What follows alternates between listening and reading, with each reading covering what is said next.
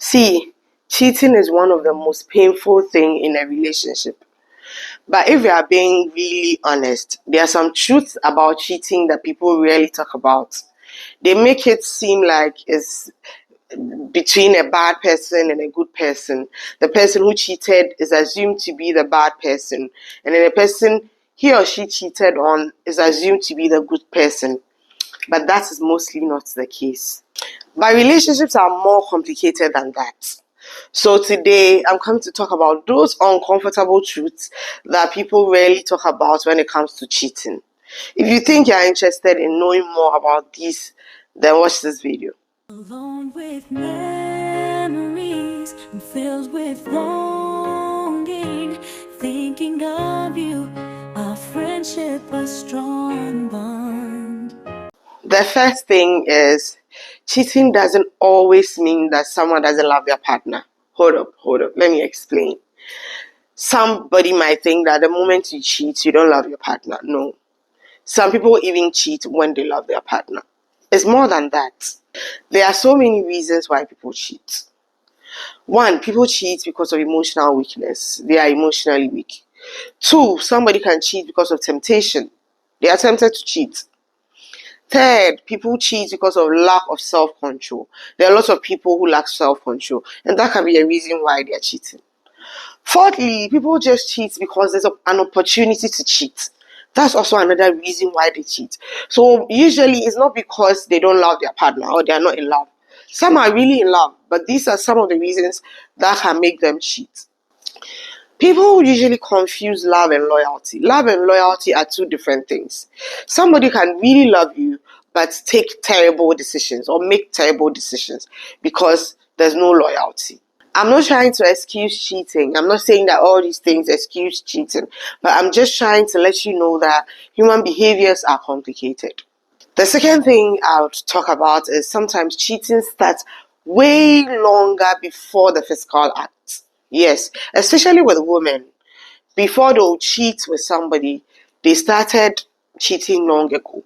Cheating is not just engaging in the physical act. There are a lot of things that also can pass for cheating without the physical act. So usually, more times, cheating begins emotionally first. You start confiding in somebody deeply than your partner. You start deleting messages. That's also cheating.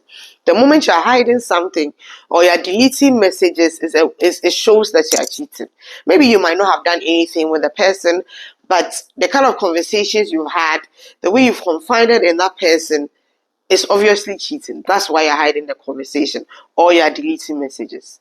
Another example is flirting that crosses boundaries. You can be flirting with somebody else either than your partner. And there's some flirting that you realize that this is crossing boundaries. This is something that is just you and your partner that can do it. Or flirtatious conversations. People have conversations that you realize that is leading to the other side. Another thing too is emotional dependency. You start depending so much emotionally on this person. That is when you know that is cheating. So cheating starts way before the bedroom. Cheating just doesn't start in the bedroom. So most cheating doesn't start from the bedroom. No. It starts with conversations, attention, and emotional connection. You realize that you start having emotional connection with this person. You've already cheated. The third thing is many people ignore red flags until it's too late. Yes, the signs were there. There are a lot of signs that we ignore. Like your partner starts hiding phone, your partner starts drifting apart emotionally. The emotional connection is not there like it used to be. Your partner is now secret with their phones. They don't even want you to touch their phone because they know what they're hiding there. Constant absence. Like for some time, all of a sudden, your partner is always absent. When you need them for something, they are not there. They are either making excuses. Today they are somewhere, tomorrow they are not there. Those signs. And they become defensive with their behavior. The little thing you talk about or when you complain about something, they are so defensive. They are always on the defending side. Like sometimes you look at them and you wonder, why are you so defensive? What exactly have I said wrong? I'm just telling you how I feel about something. But it's because they are hiding something. It's because they know that there's something off. So they become so aggressive, become so defensive. To be honest, sometimes the truth is we notice the red flags, but we want to be so wrong, so we ignore it and let it slide. Because sometimes we see the red flags and we're like, I don't think this person will do this to me. I don't think my partner is doing this. So we want to prove that we are so wrong, so we just ignore it. And that will come back to hurt us. The fourth thing is cheating is often about the person who cheated, not the person that is being cheated on. There's a lot of misconception about that. Usually when people cheat, they are like, oh, you're the reason why I cheated. You didn't do this, you didn't do that. No. It's not about you that was cheated on. It's about the person who cheated. Don't let them gaslight you. Usually people think when they are being cheated on is because they are not enough. No, it's not true. Usually people cheat because of their insecurities. One, or maybe they are seeking validation somewhere. They got that validation with somebody else. Some people, their ego, they cheat because of their ego. Or immaturity. A lot of people cheat because they are immature. Some people also cheat because of unresolved personal issues. Sometimes they have personal issues with their partners. They sweep it under the carpet. They don't really want to talk about it. A lot of people are in relationships, they don't really want to talk about the big things because they know that it will lead to a fight. So when they have personal issues, they sweep it off. They act like it doesn't exist and move on with their partner. But to be honest, this thing really exists. And it will lead to cheating. Because when your partner has a problem with you and they can't really talk about it, they are sweeping things under the carpet. That main thing will be the reason why he or she will cheat on you. A lot of people who cheat are cheating because they are chasing validation from somebody else, or excitement, the excitement that comes with it, or the attention that comes with it. Not necessarily wanting to replace their partners, no. They just want to have a fling, or they just want to do something out of the ordinary. So they go for cheating. The fifth thing is opportunity plays a bigger role than people admit. Trust me, a lot of people cheat because there's an opportunity. Opportunity has presented itself. Let's say they are in the workplace with a certain girl, your man is in the workplace with a certain girl, he's already attracted to the girl, or maybe he fancies the girl, they do a lot of things together, and there's an opportunity. The girl has just told him that I also like you, I also I find you attractive. That is the opportunity. The opportunity has brought itself. So they decide to cheat. Most people cheat because there's an opportunity to cheat. So usually, as I said, the work relationships, there's somebody they find attractive in the workplace already. So they cheat. Or maybe they've traveled frequently. Usually when people travel, they feel like they are not with their partners, they are not seeing their partners. So they find somebody to cheat with. Another thing is alcohol and parties. When people go for parties and they get drunk, the opportunity presents itself and they want to cheat. Because there are lots of people who, when they are drunk, they just think about sexual desires, they just think about sexual things. So that is an opportunity for them to cheat. Another opportunity is reconnecting with exes. One thing I would advise is when somebody is your ex, the person is your ex forever. Move on from them. Don't be talking to your exes. Don't be calling your exes. Don't be meeting up with your exes. Because there's a saying that old firewood will always catch fire.